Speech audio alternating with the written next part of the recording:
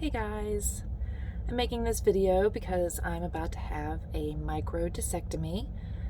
All the videos I can find on YouTube are either done with male athletes or they are very old, so the information may be out of date.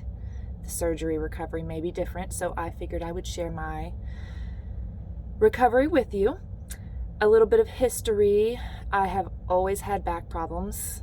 I will throw my back out and I just continue to train through it.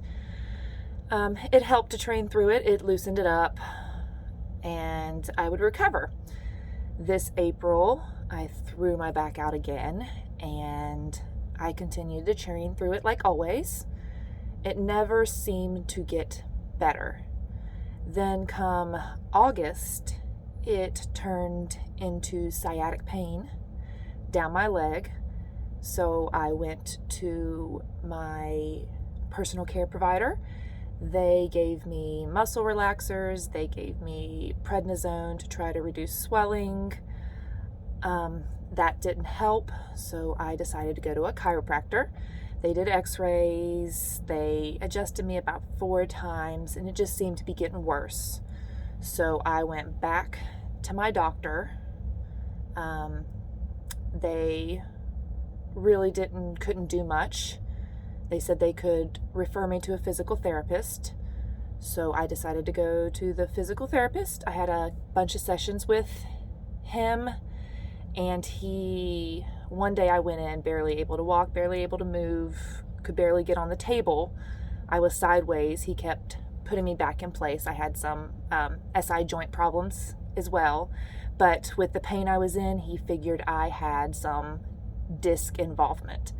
So that is when my personal care provider figured I had gone through most routes. They ordered an MRI. The MRI showed I had 2 disc bulges and I had a herniation at L5 that was compressing the sciatic nerve. So at that point, my physical therapist got me into a neurosurgeon who did a nerve block on the L5, which gave me relief for about a day. The pain came back. I went back a month later for my follow-up, and they did another nerve block on the L5 and a nerve block on my SI joint because I was having some involvement with that. And they ordered another MRI just to make sure, since my pain was still pretty intense.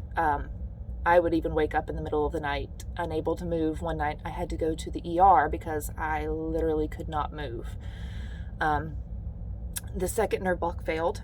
I didn't even realize that I had developed weakness in that one side. I could not lift my foot up and go on my heel anymore.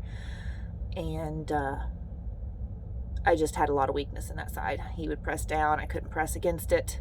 And I've been continuing to train through all this, teaching aerobics classes. I teach classes 6 days a week. I lift weights, nothing crazy. Not sure how this happened. I don't lift heavy. I don't squat heavy. I don't deadlift heavy, but I'm pretty fit.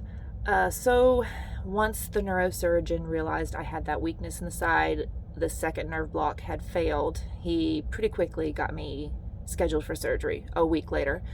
So I'm scheduled for surgery in 3 days. I'm not sure exactly what to expect recovery-wise. I'm very nervous. I'm not used to taking time off, not used to not working out. I'm used to pushing through the pain, and it's going to be very hard for me not to push myself. So this is the first video.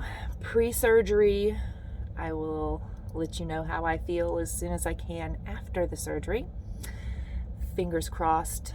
This is a turning point for me, and I can get back to doing all the things that I cannot do now. I cannot run, I cannot squat.